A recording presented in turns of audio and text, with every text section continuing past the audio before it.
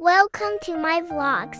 Today, I have a funny and mysterious story to share about Max, a grade schooler with a love for Book 108 and some really odd library requests. What's the secret? Let's find out. The mystery of Book 108. A curious grade schooler named Max walked into the school library during recess. The librarian, Mrs. Bennet, was cataloging books when Max approached her desk. "Is book 108 available?" Max asked, his big brown eyes gleaming with mischief. Mrs. Bennet adjusted her glasses.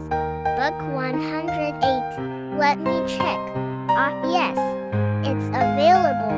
Do you want to borrow it?" "Yes, please," Max replied. As Mrs. Bennet retrieved the book, Max handed her an unusual request slip, a small bag of glitter, a red balloon, and exactly 108 centimeters of string. Mrs. Bennet raised an eyebrow but nodded. "You kids and your art projects," she muttered, shaking her head. Max smiled, took the book, and found a quiet corner in the library. Unlike other students, he didn't chat with friends or browse for more books. He simply sat there, reading intently while occasionally glancing at his glitter and balloon. Later, when the library closed, strange things began to happen.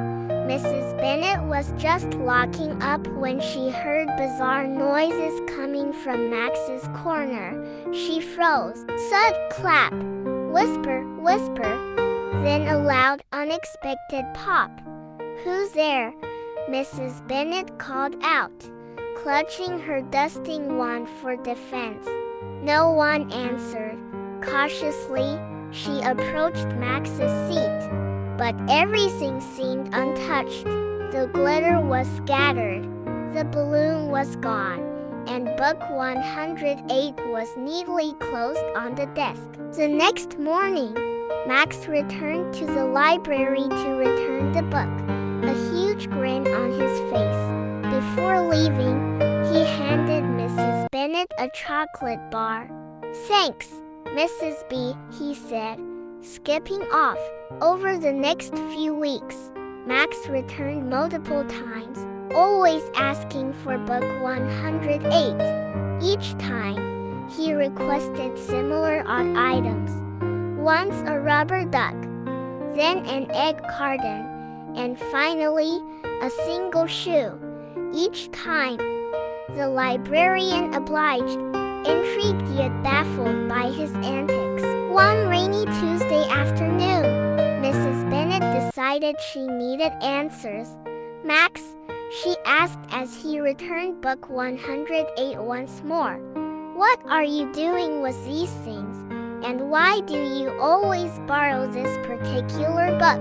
Max gave her a mysterious smile. "If I tell you, Mrs. B, you have to promise not to tell anyone else."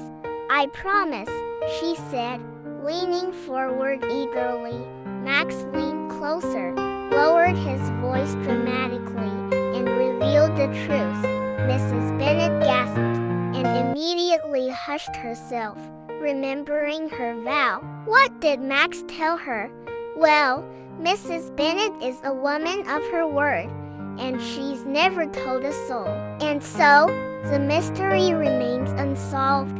When the librarian finally breaks her silence, I'll let you know. Meanwhile, if you're feeling frustrated, join me in searching for whoever sent me this story.